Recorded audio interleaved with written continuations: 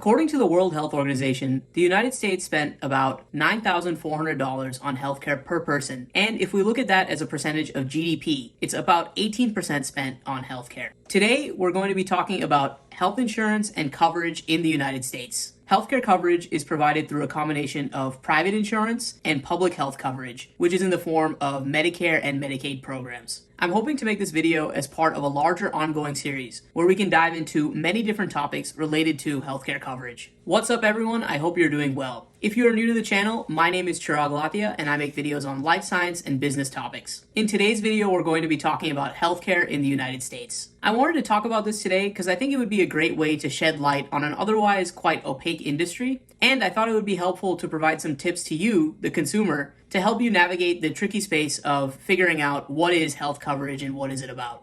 So if you ever wondered what the difference between an HMO and a PPO is, or had to decide which insurance plan to purchase, what are the trade-offs for you, what it might cost, this video and this video series will be for you.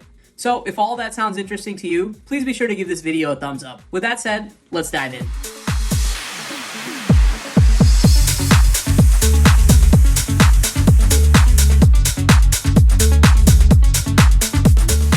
To start, let's first define the stakeholders involved. There are many important stakeholders within the healthcare delivery system, all of whom will influence your success as a patient. The better you understand the roles, motivations, and interactions of these stakeholders within the system, the better you'll understand how the system works for you. The primary stakeholders that we're going to discuss today are purchasers, who are motivated by cost control and positive outcomes for patients. We'll also talk about managed care organizations, also known as MCOs, who are motivated by increasing membership and revenue in their service, protected profits, and increasing customer satisfaction. Additionally, we'll talk about providers or pharmacies, who will try to provide reimbursement and eliminate restrictions. And lastly, we'll talk about health plan members, who ultimately receive the benefits that are delivered by the system, who want low out-of-pocket costs and high-quality care. First, let's talk about purchasers. I'm going to show a graphic that shows the flow of payments throughout the healthcare system in the United States. In the United States, these payments come predominantly from the US government or private employers. These two organizations are the primary purchasers of healthcare in today's managed care environment. Therefore, they are the source of most of the healthcare dollars spent today. In fact, in 2020, individual states and the Medicare and Medicaid programs are expected to pay about 37% of all healthcare services in the United States. And the CMS, or Center for Medicare and Medicaid Services, is one of the largest healthcare purchasers in the entire world. And looking at the private sector, private health insurance is expected to represent 1/3 of health expenditures in 2020. Within the private sector,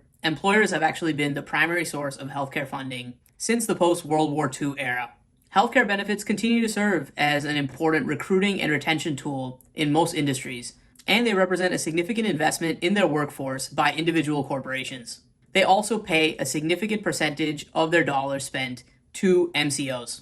So now let's talk about the managed care organizations, or MCOs. Historically, the primary role of MCOs is to assume the financial risk for healthcare costs. In exchange for assuming the risk, they are paid a negotiated premium, which is part of the same premium that you would pay for insurance. And with that, they will assume the risk and administer benefits as agreed upon with the purchaser. It's also important to note that if you hear the term payer, it's often used interchangeably with the term MCO. This probably comes from the fact that the MCO controls much of the money flow within the US system and pays other stakeholders as appropriate. A few other examples of organizations involved in the delivery of healthcare include the Pharmacy Benefit Manager, also known as PBM, which is an organization that contracts with MCOs to administer and manage prescription drug benefits. As a result of managing those prescription drugs, they wield significant influence on prescription drug pricing and their use.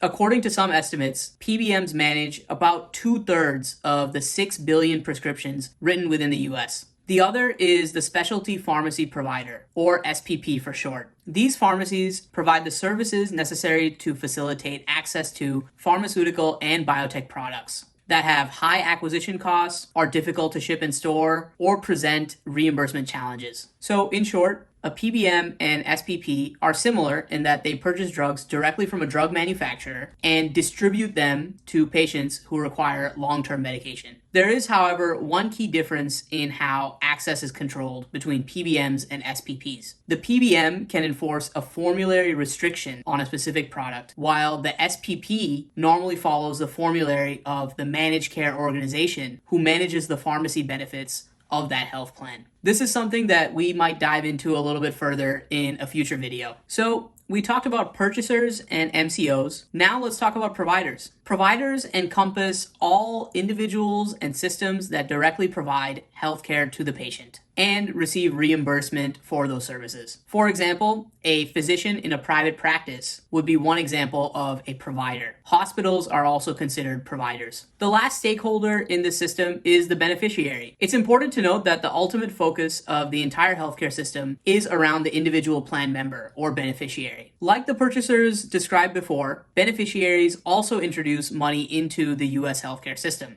These payments would take the form of a copay, coinsurance, or deductible, as described by the written policy. Beneficiaries also contribute by paying some of the monthly premiums as part of the insurance policy as well. Individuals and small companies simply can't afford all the risk associated with providing the care a person needs over the course of their entire lifetime. The costs of routine care and regular checkups are quite small. However, the cost of a serious condition like cancer could eliminate all the profit made by a single company. So, in return for a monthly premium, the MCO agrees to be held accountable for the quality and the cost of providing the company's healthcare needs. In today's healthcare landscape, accountability for managed care is actually shifting a little bit. Instead of just MCOs being held accountable for all of the risk, providers are actually assuming some of that responsibility as well. This concept of sharing risk will be a key driver of healthcare reform moving forward. So let's switch gears a little bit and talk about some of the healthcare products that are offered to individual beneficiaries. The typical range of products that are offered by an MCO to a beneficiary includes a preferred provider organization plan,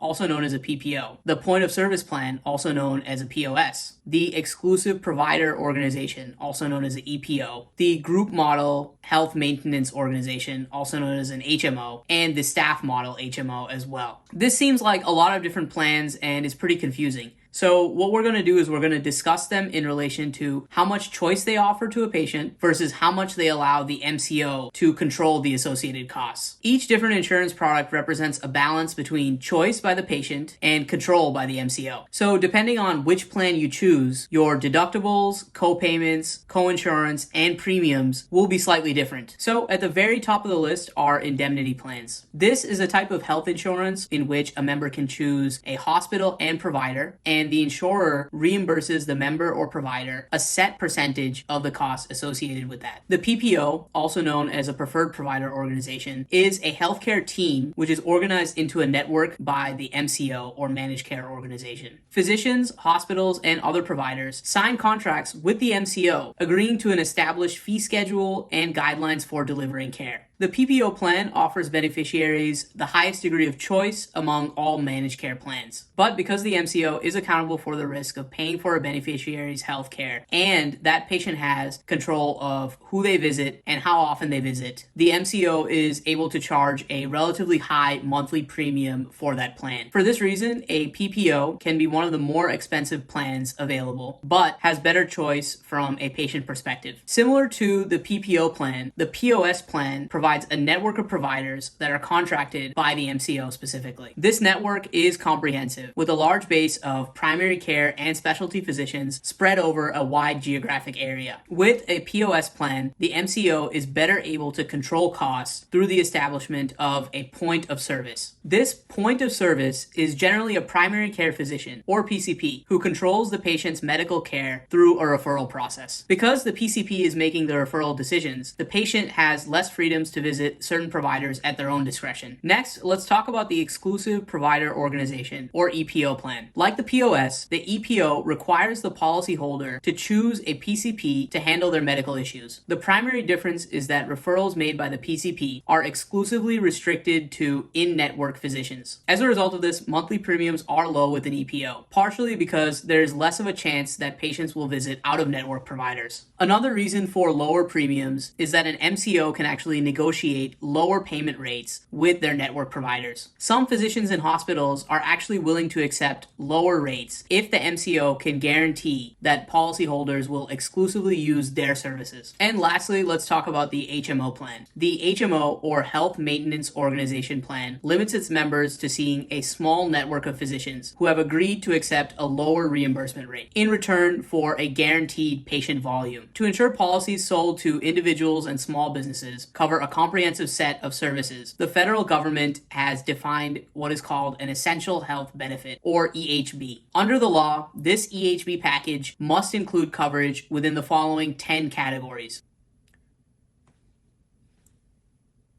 So, to recap, we discussed the key stakeholders in the health system and how money flows through that system. We also outlined how different insurance plans have different levels of patient choice, MCO control, and cost level, where the general rule of thumb is that better choice for the patient means the MCO takes on less control, and that less control from the MCO means higher costs for the patient. So, stay tuned for the next video in this series, where we'll talk about the topic of government-funded insurance, how these companies strategically contain costs, and we'll also dive further into various health benefit designs, among other things. So, with all that said, let's get a good discussion going down in the comments below. Let me know what you think of healthcare within the United States, what we do well, and where you think we can improve. I will read all of your comments and reply. And be sure to give a thumbs up if you like the format of this video and want to see me continue this series. As always, I've included an excellent list of sources available in the description where you can read in more detail. Also, be sure to follow me on Twitter, where we can continue the discussion as well. Consider sharing this video with a friend if you learned something new. I'll also place a few links down below with my favorite services that I use on a daily basis. And if you would like to support the channel, you can certainly click through those.